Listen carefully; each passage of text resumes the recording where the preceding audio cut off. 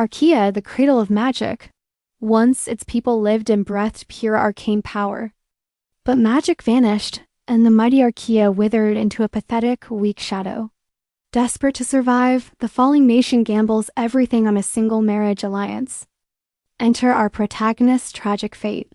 Prince Xander bursts into the room, looking totally panicked. "Tell me it's a lie," he cries. Meet Xander, the kingdom's most emotional little brother. With puppy dog eyes, he begs his sister to stop this crazy wedding plan. "Pipe down," orders Dietrich.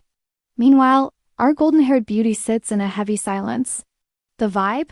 Less wedding joy and more funeral gloom. Everyone looks totally miserable.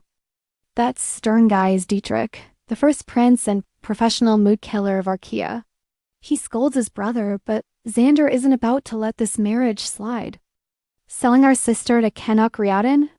Are you actually insane, Dietrich?" Xander fumes. Bia's grip tightens on her dress. Xander is officially losing his royal cool now. They say we sold our princess like a toy just to buy a cowardly peace. A plaything for a bloodthirsty tyrant who kills people just for a hobby. Xander is desperate. "Why, Dietrich? Why would you throw her to that monster?" Finally, our gorgeous Lady Sibia looks up.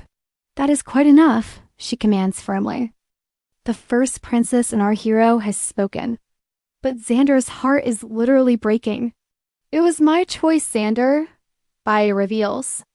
"I'm the one who wanted this marriage." Case closed. She made the call and there's zero room for a sibling argument. "Go worry about something else," she says. Xander's eyes are basically leaking waterfalls now. "I'll be fine. Just stay home and take care of our father, okay?" And listen to Dietrich. Xander collapses, totally unable to process this tragic plot twist. He's sobbing in her lap like a sad puppy. Bia just gently pets his hair. "Be well," she whispers, while Dietrich watches the melodrama play out in silence. He approaches her with a bow. "Archaea's citizens owe their very lives to you, sister." Bia's face goes stone cold. The price of being a savior is definitely high. A fairy tale love marriage. As a princess, she knew that was a total pipe dream. But being the nation's literal human shield? That's a heavy burden to carry alone. Scene change. It's wedding time and Bia stands before the legendary Canuck Riadan. The priest asks the big question. "I do," Bia replies, signing her life away. She peeks through her veil. The wedding atmosphere? Absolutely freezing and 0% festive. So this is the Butcher Emperor? Bia thinks, staring at her new intimidating husband. "Seal it with a kiss," the priest chirps. Canuck lifts the veil and Bia flinches. He's finally visible and boy is he intense. "Close your eyes," he whispers softly. She squeezes them shut as he leans in. Smooch. It's awkward, but definitely official. Total blush alert. The kiss is over and their fates are now permanently intertwined. Flustered, she touches her lips. "Are you okay?" Canuck asks, surprisingly not so tyrant-like. She's too shy to speak. It's real. The scary man is now her actual husband. No refunds now. The ceremony ends, and the long journey to Riadan begins immediately. The imperial entourage moves out. Soldiers, the emperor, and one very lonely royal carriage. Bia sits alone, feeling like she's being kidnapped in slow motion. Total hostage vibes. "Wait, it's not exactly a kidnapping," she muses, trying to stay positive despite everything. He's a new emperor, so a busy schedule makes sense. No time for honeymoons. Maybe he's just a dedicated leader? Even if the rumors call him a monster. The butcher, they said. Bia peeks out the window, wondering what's waiting for her. Bia spies the knights. Gosh, Canuck's presence is practically a physical attack. Is he a god? The way people bow, you'd think he's handing out holy water. Then there's me, a sheltered potato princess. I feel like a flickering candle next to a sun. Bia recalls her Cataril bloodline. We're blessed by Arganwood allegedly. Every generation, one lucky heir awakens ancient primordial magic. They tap into the Earth's core to be the kingdom's ultimate shield. The job fell to her. Arganwood basically said, "Tag, you're the guardian." She smirks bitterly. Her magic is about as strong as a wet match. Guardian, more like a failure. To save Archaea, she'd just marry her way out. It's the least she can do. But can a failure really carry an empress's crown? Will he dump her when he's bored? I'm so pathetic, she sighs. As she broods, a suspicious hooded figure lurks in the forest. Black magic swirls. A sudden flash snaps Baya back to reality. She peers through the leaves. Wait. Is that a shadow arrow flying at her face? Crash. The forest erupts. Canik skids to a halt, heart racing. He charges back, voice sharp with worry. Report, what happened? The Empress's carriage was hit. Oh no, What about Baya? Canik panics, rushing the carriage. Inside, Baya is reeling. Shocked, she reaches for her chest. There's a dark arrow sticking out of her. It's inside her. Suddenly, we flash back to a few days before the wedding. Bia's venting to Dietrich. I don't want to marry that guy. She's sobbing. Find another way. Don't sell me off. Dietrich sighs. My heart breaks, sis, but we're fresh out of options. He strokes her cheek. Archaea is flat broke and circling the drain. Against Riordan? The army is fried and the bank account is 0. 0 allies. He looks at her teary eyes with a heavy heart. If only we had a real magical powerhouse, maybe we'd have a chance. But we don't. We have to survive, Baya. Flash forward to now. Back to the blood. Baya is slumped on the carriage floor. Arrow in chest. Bro is right, she thinks bitterly. If I wasn't a magical dud, I actually could have helped people. Everything would be different. Then lights out. She faints. Screams, panic, then Canak's voice begging her to wake up. She gasps awake. Wait, wasn't I just a human pincushion? Her memory's a total blank. She hears Canek screaming her name. She turns ... and sees him hugging her own corpse. He's practically sobbing. Open your eyes, please. Bia's brain is short-circuiting. Total panic. Seeing your own body is a mood. The soldiers whisper, she's a goner. They think she's dead. Canek clutches her, whispering, this is all my fault. I was an idiot to trust those northern mutts. His grief turns to pure fire. No more games. Ghost Spy is watching this with major concern. Canek snaps. The alliance is trash. He's literally grinding his teeth. Archaea will bleed for this. He orders a full retreat to prepare for war. Baya screams, stop! But she's just a spooky ghost now. Suddenly, her chest feels like it's being ripped in two. The agony is real. She collapses as the world goes dark again. She knows Archaea burns if she doesn't stop these soldiers soon. Bleeding out, Eusebia watches a stranger taste the dirt like a creep. Poor thing, he mocks, dying before the blood even finished drying. Ghost Bee crawls toward Dietrich, desperate for a tragic sibling reunion. Hoping he sees her, she's ignored for some shady hooded man. Plan's a success. Your Highness must be doing a happy dance inside. Dietrich admires his bloody palms with a cold, villainous smirk. He's thrilled to finally take out the trash meaning his sister. Calling his sister a nuisance? Talk about top-tier sibling betrayal. He wishes he could have poked her corpse to confirm the kill. The hooded man promises there's 0 chance she survived that mess. Bee's jaw drops while Dietrich starts making more sketchy demands. He reminds his partner their dark deal isn't finished yet. He traded his sister for a delete button for Riordan. Smiling, the guy asserts that His Highness will love the outcome. Archaea triumphs and King Dietrich gets to be the big boss. Ruling the whole continent's standard power-hungry villain goals, honestly. The creep walks through her ghost, mourning her lost mage powers. What a waste of talent, he sighs, leaving her spirit behind. Bee's ghost wonders why her childhood bestie became a total monster. Left alone, she clutches memories of better days in the dirt. Silence falls over the crime scene as Bee wallows in heartbreak. Cue the bitter war between Archaea and Riordan, just as promised. Now she's a forest ghost with a front row seat to hell, watching the tragedy while she can't even change the channel. Time drags as Riordan gets framed for the princess's murder.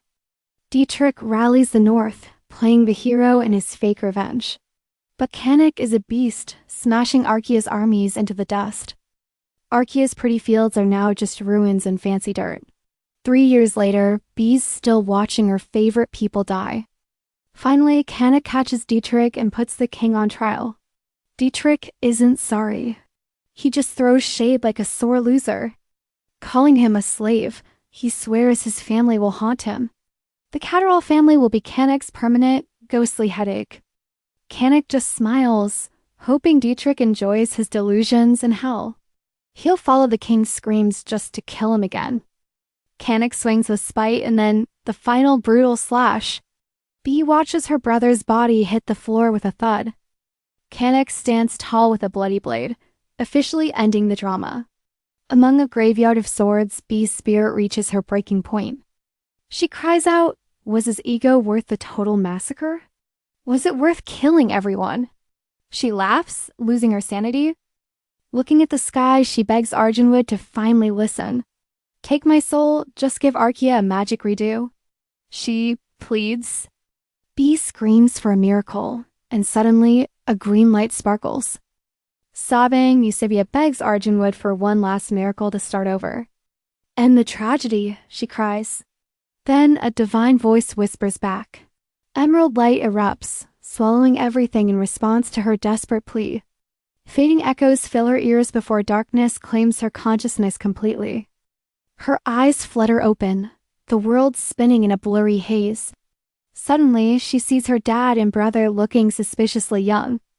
They're glowing with joy while she just blinks in utter confusion. Xander tackles her in a hug. She can only squeak, but how? She wonders, staring at her tiny pint-sized brother nearby. Silence reigns as she tries to process this impossible time glitch. She watched them die, yet here they are, alive and breathing. Alive and well.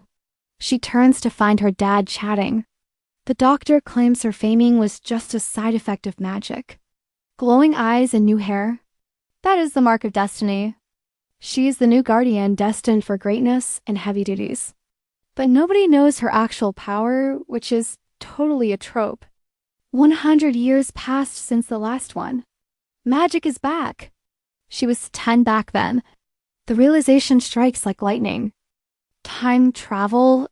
She starts shaking, remembering the horrors of the past. Is this a cruel hallucination? Has she finally lost her mind? Seeing her tremble, Xander activates his overprotective little brother mode. He begs her to stay healthy, wanting years of snacks together. Hearing his cute babbling, Ucia slowly reaches for his face. His cheeks are warm and squishy. This is definitely not a dream. Finally relieved, she slumps onto Xander's shoulder, letting the tears fall. Arganwood actually listened. She squeezes Xander like a plushie in joy. Dad and Xander are baffled by her intensity but stay quiet. She vows to protect her family with this precious second chance. To win, she needs ultimate power far beyond her past self. Meet Arganwood, the patron goddess and literal tree of the kingdom. Vehar's human sister died and was reborn as a silver tree. Her forest borders Arcadia, where people worship this sacred ground. The forest loves them back, granting blessings to the lucky few. These guardians are basically magical bodyguards for the entire realm. Without a protector, Arcadia was circling the drain toward total ruin. Ucia's awakening was the spark of hope the kingdom needed. She was their treasure until they realized her magic was underwhelming. Her power? Chatting with flowers. Talk about a niche skill. Kindness does not win wars, making Ucia feel like a failure. Recalling how her world burned, she refuses to fail again. This time, Ucia is determined to rewrite her tragic ending. Surely the goddess gave her a power boost for this round. She concentrates all her energy into a vase, summoning her magic. A bright glow erupts and a tiny green sprout pops out. A sprout? Eusebius stares, unimpressed by the lack of flashy firepower. Guardian material? Maybe. Why did Arganwood hit undo on her death without giving her a real power-up? Sure, her mana is leveling up, but against Kenna, she's still basically a magical snack. Just as she's spiraling and Nock ruins her pity party. Enter the drama. That voice! Her body pulls a total nope before her brain even processes the trauma. Speak of the devil. Dietrich is posing in the doorway like he actually owns the place. She gives a shaky greeting, but he just barges in. Boundaries? Never heard of him. He's all smiles, chirping about her new sparkly magic. Suspicious? Absolutely. He mentions how painful it was. Wow, thanks for the concern, bro. Super helpful. Past life Dietrich is living rent-free in her head, whispering spoilers about her own demise. The past and present are doing a toxic mashup. Enter adult Dietrich, stage left. He chokes her with a wicked grin, mocking her pathetic death like it's a comedy show. She slaps the airway. No, it's him. Reality check. 1 star, do not recommend. Young Dietrich is totally shook.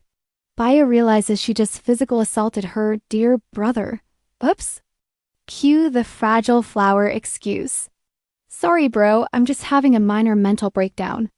He says, I get it, but his face says, I'm putting you on my hit list. He grabs her hands, cringe, and offers a get-well wish that's faker than his smile. His voice? Pure sugar-coated poison? Bia's definitely not buying what the snake is selling. Once bitten, twice shy, and she was literally murdered. So, yeah, no trust today. She tries to escape the hand-holding from hell, but he's got a grip like a titan. Sorry for the bad news while you're fragile, he says. Dramatic pause for effect. Bad news? She asks. He flashes a smile that screams, I love ruining your day. Apparently the kingdom is gossiping. Is the tree drunk? They wonder, how rude. Is our princess actually magical? The haters ask. Bai starts to defend her honor. Oh, I don't believe the blasphemy. He lies. Your awakening was a total miracle. He continues with a smirk. But hey, where there's smoke, there's usually a fire. The public is just ... thirsty for a real guardian to actually show off. He concludes.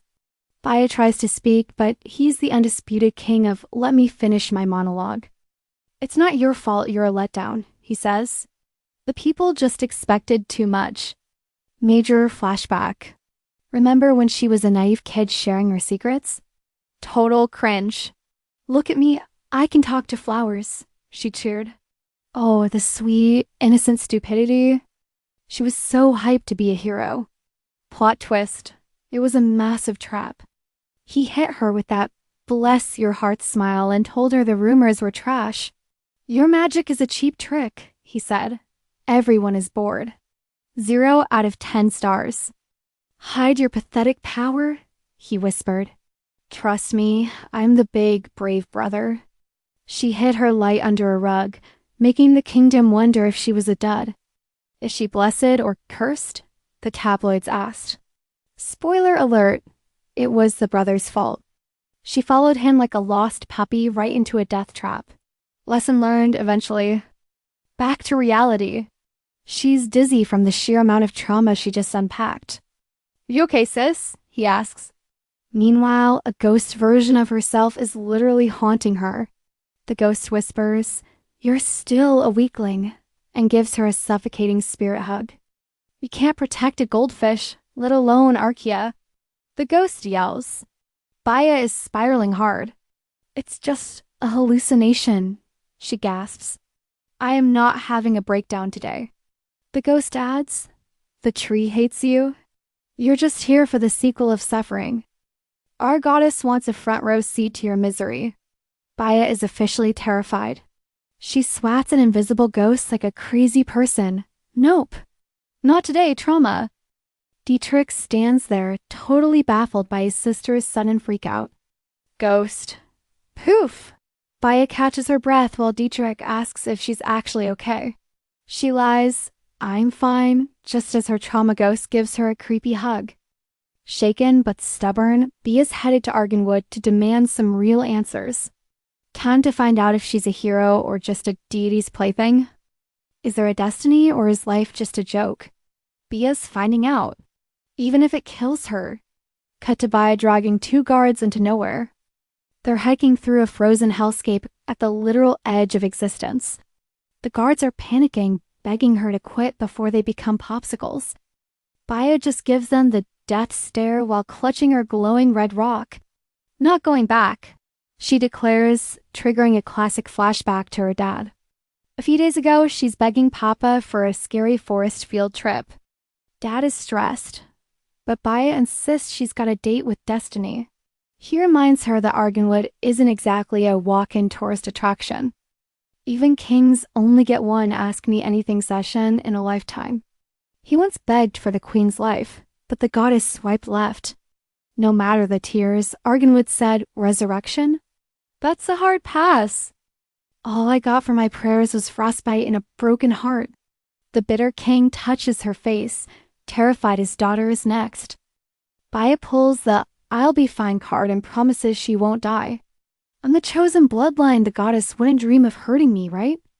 She needs a divine map to save the world before it hits 0. Seeing her resolve, Dad fishes through his coat for a secret gift. He hands her a red stone necklace, fabulous and functional. It's a dwarven space heater for her neck, keeping the frost away. Present day, Bia stares at the jewel, thanking God for dwarven tech. This shiny rock is the only thing keeping her from becoming an ice cube. She clutches it tight, whispering a thanks, Dad, into the blizzard. I won't let my loved ones die again. Destiny's about to get a makeover. She hits the dirt, remembering how to use her magical nature Wi-Fi. Her magic's a bit weak, but boom, the floor starts glowing fancy circles. She's literally talking to trees now, begging for a VIP Arganwood pass. Let me in, she pleads, and suddenly the storm takes a breather. A sign. Bia tells the guards to stay put and try not to freeze. She vanishes into the woods where the cold is, surprise, even worse. Bone-chilling cold, but Bia marches on until a warm breeze hits her. A glowing wind says, "Hey," and the storm finally clears its throat. There it is, massive silver tree. Meet Arganwood, the ultimate plant. Back so soon, what now? Arganwood asks, and Bia recognizes that voice. It's the same voice from our pre-death trauma. Bia goes full polite mode. Why am I alive again? And how do I stop the apocalypse? She begs for a power-up to save her kingdom from certain doom. I'll be your divine servant, Bia offers, but the goddess isn't buying. You're delusional, sweetie, the goddess scoffs. I've just been ghosting you. Turns out, divine favors aren't handed out like participation trophies. A royal secret for Archaea's kings alone. Flustered, Bia admits her forbidden knowledge. She's certain the divine voice echoed in her past, granting this miraculous second chance. Go home, Eusebia. Your frail mortal body will freeze in these woods, she warns. Even that dwarf necklace cannot shield you from this biting chill forever. Leave or die like your father. But Bia stands firm, welcoming the sacred Arganwood. I'd perish here before watching my loved ones die in a war one couldn't stop. She screams at the heavens. The goddess scolds her, but Eusebia looks up with fire. Choking back tears, she kneels before the great tree, desperate for the power to protect. Let me save Arcadia this time. Please show me the way. She begs, trembling. Arganwood's voice booms through the glade. Such resolve. I have no choice but to help. Your magic was weak because my own light had faded. I share your past agony. Thus, I give you my remaining life force. Take it and fight. Perhaps now you can defy destiny and rewrite Arcadia's tragic future. Brilliant emerald light surges from the tree, bathing Eusebia in radiance. Suddenly, shadows of doubt crawl back. A ghostly whisper hisses, Don't trust the goddess. The phantom embrace tightens, poisoning her mind with visions of failure and inevitable defeat. You'll die miserably again. Yet, the goddess's voice cuts through the darkness. Ignore the lies. Follow your heart and you will become an unstoppable force. Slamming her hands down, Baya channels the forest's fury. I won't back down ever. Even if death is my fate, I refuse to surrender to this curse. Beneath her palms, vibrant emerald shoots explode from the frozen earth. Massive, sturdy branches reach for the stars as Arganwood's soul pours into her. My fear ends today, she vows.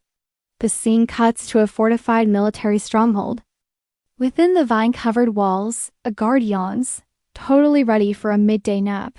Smack, his captain delivers a swift slap to the neck to keep him awake. Sorry, sir. Peace doesn't mean you slack off on the border, rookie. A visitor appears. Now 20 years old, Baya has grown into a stunning beauty. 10 years passed since her meeting. The captain greets her like an old friend. Since you joined the Border Watch, casualties have hit an all-time low, Baya. She beams. I'm just happy to help. Those thorny barricades you grew have doubled our defense capacity overnight, Missy.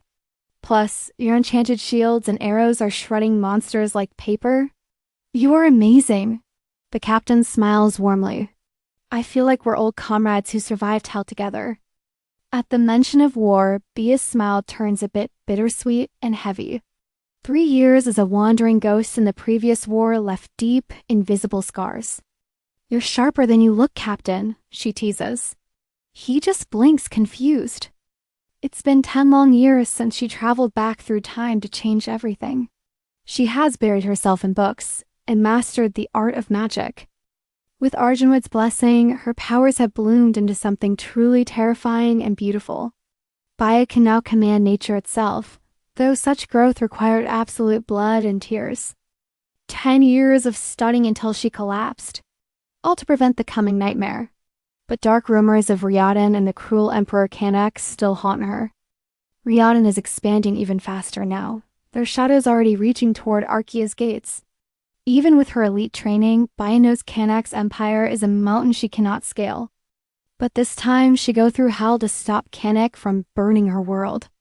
A guard bursts in, ruining Bia's peace with urgent news about that hunk Canak. Riadan's on the move. Bia's shocked. Yet she even play blushing bride to Canak to save her home. Back at the castle, a messenger drops Canak's bomb. He's got one teeny tiny request on his list. He wants the princess. One noble stands up so fast, you'd think his chair was on fire. Absurd. He screams, while another claims a savage like Canak will never touch their precious royal. Baya just sips tea while they bicker, mentally comparing these drama queens to their past life selves. Funny how these traitors who dumped her before are now acting all offended for her sake. She's useful now, so they care. Typical? But one thing remains exactly the same in this life. Canak still wants her. That former slave clawed his way to Emperor, surviving a total nightmare. Was his life worse than mine? Is that why he's such a cold, gorgeous, terrifying menace now? Not my problem, Baya decides. Her brother Dietrich asks the screaming nobles for their genius plan. He mocks their outrage, basically asking if they're delusional enough to think they can win a war. Fight Riadan, please. Dietrich acts all heartbroken, playing the role of the self-sacrificing crown prince. Kingdom first. He cries, deserving an Oscar for this fake performance. Baya just watches the show. What a liar. He's just putting on an act to pack her off and be rid of her. He smiles at her, betting she'll play along since she's the noble guardian of Archaea. Baya smiles right back, totally understanding the trap. Then she drops a confident bombshell. I've waited my whole life for this, she chirps. Flash forward 1 week, Dietrich invades her room. Congrats on the ring, he says. Baya just wonders why he's bothering her during beauty sleep. He fakes a broken heart, claiming he's just there for a tearful goodbye before she leaves. We'll never see each other. He whines, turning the drama up to 11. Be nice to me. He begs, but Baya cuts him off. She likes her sibling chats short. Annoyed, he tosses a blue necklace at her. Baya picks it up, wondering what this shiny toy is. It's not just bling. It's a high-tech communication crystal for long-distance gossiping. He leans in close, ordering her to wear the necklace and play the part of his personal spy. She needs to spill Kanak's secrets from Ryadan. This marriage? Just a temporary alliance. It's an excuse to buy time. Baya stands up, sensing the heavy stench of a future disaster. Kanak will kill us all if he finds out, she warns. War is definitely on the menu. War? Oh, sweetie, he sneers. War is coming anyway. We're just getting a head start. That's his real tea for the night, leaving Baya totally shook. But wait, there's more. He's oozing confidence. An ally with insane powers? How did she miss this red flag? No way he got this magic bling alone. A powerful sorcerer must be pulling his strings. Baya realizes he's teamed up with that creepy hooded guy from her past life again. He's rallying other kingdoms too. Basically, a world war is officially on the calendar.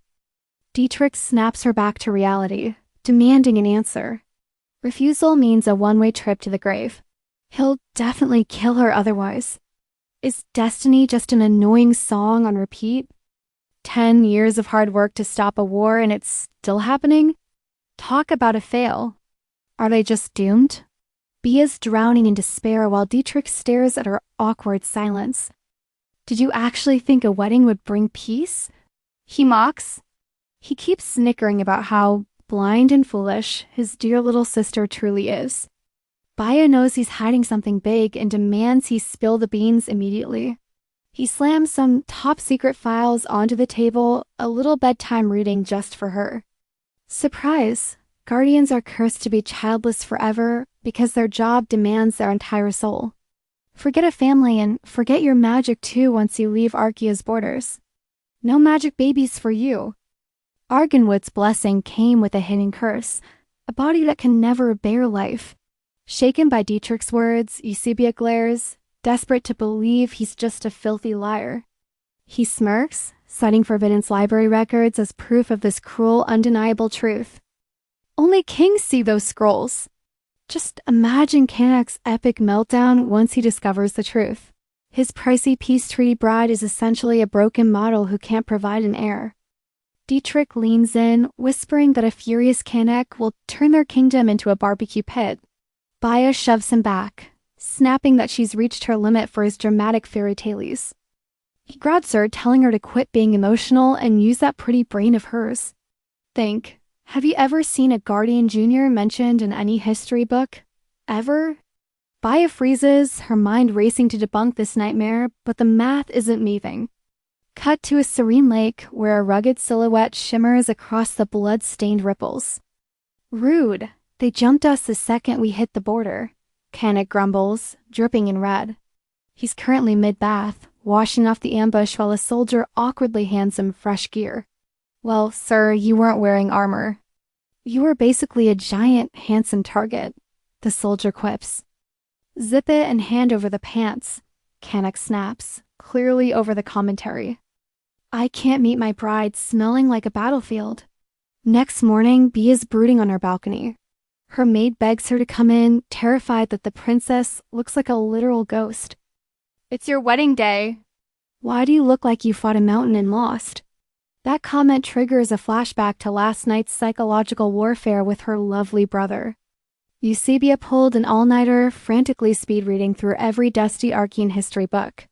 She owned 0 kids, mages have heirs, but guardians. It's like their family trees just ... stop. Panic sets in. What if Kanak is only marrying her to breed a super magic army? Unlike hereditary mages, guardian power is a divine gift, one that apparently demands her fertility. It's earned, not inherited. Reality hits her like a truck. Her brother wasn't lying. No babies, no peace. If Kanak learns she's a dud, he'll torch the whole treaty. A guard shout snaps her back. The Emperor of Ryadan has officially entered the building. She peers down as Canek leads his squad through the gates with terrifying charisma. He stops, feeling her eyes on him. Their gazes lock, sparking an instant, dangerous tension. Locked in her room, Bia's brain is doing gymnastics, trying to solve her no-air crisis. Gnawing on her nails, she remembers Dietrich's unexpected offer to join the dark side. In her past life, he just killed her. Now he's spilling secrets? What a weird upgrade. He's dangling the truth like bait. To him, she's still just a pawn on his chessboard. Survival strategy. Stay useful. As long as she's an asset, she keeps her head. Maybe she can play the Emperor too. If she keeps her secret, she might survive. Bam! The door flies open, nearly giving Baya a literal heart attack mid-scheme. Canek struts and looking tense. Baya quickly shifts into perfect princess mode, masking her panic. "So honored to meet you," she chirps, as his hand reaches out for her cheek. She flinches back instinctively. Canek freezes, his ego clearly taking a hit from the rejection. Not a fan of the wedding. He muses. Baya frantically tries to backpedal her reaction. "Mistaken. I'm totally thrilled to be your empress." She lies through her teeth. He scoffs. "Your lies are almost as pretty as those lips of yours." "Your Majesty, I never dare." She squeaks, trying to keep her poker face intact. He rolls his eyes. Enough with the "Your Majesty" stuff. It's annoying. "Just use my name, unless you're too scared," he challenges with a smirk. Flustered, she cites royal protocol, but he cuts in. "Then shall I call you Princess instead?" Baya froze. This nickname was a shock compared to her past life. "Baya, was it?" Canek's gaze was intense enough to melt her heart. Canek teased her silence. She obviously knew his name. How could she forget? She whispered his name, blushing. Meanwhile, her maid was sobbing at her beauty. Her maid wailed about this rushed wedding, breaking her poor, devoted heart. She insisted the princess deserved a grand festival, not this marriage. Baya was slaying. This gown beat her past life's rags by far. The maid clung to her, begging for mercy. Baya tried to console her. Danger loomed. Her future husband was holding her kingdom for ransom. He's basically looking for a magical baby maker to secure his legendary bloodline. The man wants heirs with enough magic to level a mountain range. Walking the aisle, Bia's mission was clear. Convince Canek she's the one. She placed her hand in his as the wedding priest began. They had to be lovers, not enemies. Then came the kiss. Baya looked up as Canek's touch sent electricity through her being. He looked the same, she noted, but the vibe was different. Once a terrifying god, now he was just a man to manipulate. Lips drawing closer, she reminded herself, this is just a peace treaty. Logic died when his lips crashed into hers, ending all reasoning. Canek kissed her passionately, a deep dive that wasn't planned. He pulled her closer. Shocked, she almost tried to run away. He pulled back, catching her looking like a very ripe tomato. Guests were shocked by the PDA, while Dietrich looked absolutely livid. Baya tried to reboot her brain after that soul-stealing royal kiss. Canek looked worried. Surprised this time, the wedding party was cancelled. Vows done, and the soldiers were already packing for departure. For some reason, the whole army was in a massive hurry. Baya memorized her castle, knowing she might never see it again. The blue pendant was a heavy secret, her official badge as a spy. She recalled Dietrich's creepy smile, claiming this was for the kingdom. Canek noted that leaving her home must be extremely painful. She stared at him, thinking about her duties as his wife. If he finds out I'm magicless, this peace plan is toast. Canek studied her face, suddenly remembering something very important. He asked permission and marched toward her carriage like a boss. He acknowledged the taboo of newlyweds sharing a carriage in Archa. But he would not leave her alone while she was so downcast. Then the Emperor knelt. He was playing the chivalrous knight. He offered his hand, a gesture meant to sweep her away. Baya panicked. The Emperor's knees were in the dirt for her. "Get in, unless you want me to grow roots here." She took his hand, reeling at this totally off-script life. Everything was a complete flip from her miserable first run. Kneeling emperors? Things were changing, but she had to stay frosty. Stay indifferent? Hard to do with her face on permanent blush. A tiny spark flickered where there was none before. Is this a sign of a happy ending? Or is it just a bad omen? Canik catches Bias staring blankly at the passing trees. He's been badgering her about her mood since they boarded. She finally meets his gaze. Clueless as to why he's asking, he insists her face screams, "I'm totally miserable right now." Or maybe she's plotting a great escape from this unwanted wedding. Baya is visibly annoyed. Scoffing at his wild theories, she dramatically clutches her heart like she's taking a sacred vow. She proudly swears to master her empress duties as his lawful bride. Canik just unimpressively folds his arms. He snickers at the word duties. He asks if every princess is this committed to the bit. Now salty, he asks if that kiss with a man she hates was also just doing her job. Baya, lost in his sudden mood swing, looks baffled. She says sorry for being blunt. But seriously, what's his deal? He acts like she can't even bear to see his face. She's trying to read him, but Canik just sighs, face-palming like he's got a massive headache. He confesses there's a burning question that's been bugging him since day one. He leans in. "What do you see when you look at me?" Talk about a loaded question. Panic mode engaged. Our girl starts reciting his bio like she's reading a Wikipedia page. She rambles about his heroic legends and mysterious origins that she heard way before the wedding. Canik is not impressed. He doesn't give a damn about what the town gossips say. He wants her real thoughts. Staring deep into her soul, he asks, "Who am I to you?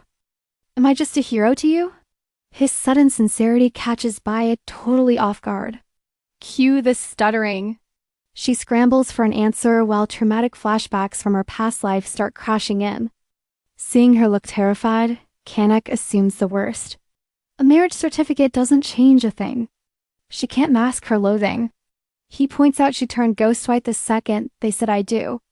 Like the whole wedding was gross. "Do you really hate being my wife that much?" "Figures." He turns away, sulking. Baya finally snaps out of her trance after his dramatic monologue.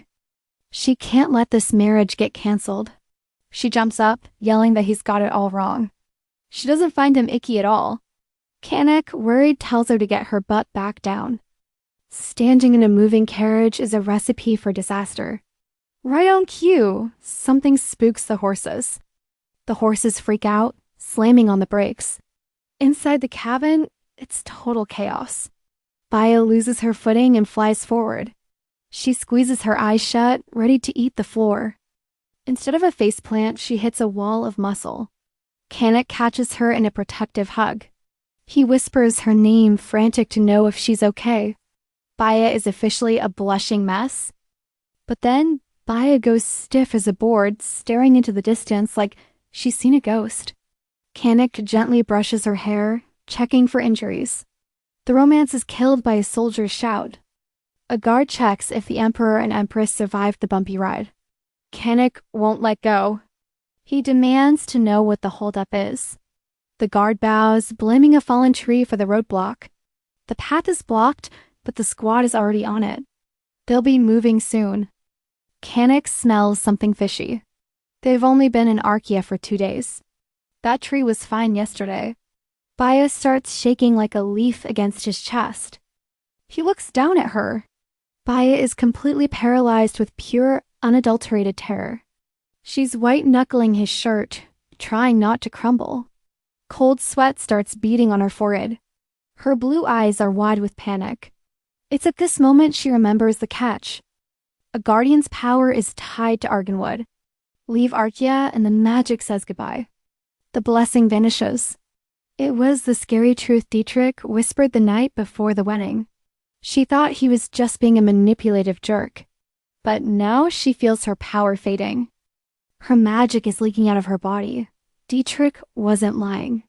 Now she's totally defenseless. Paralyzed by fear, she gazes into the dark trees. The past whispers that Dietrich is plotting her murder. Assassinating her to spark a war? How wickedly simple. Poor Baya destined to perish alone in total despair. As ghosts mock her, Baya sobs, covering her ears.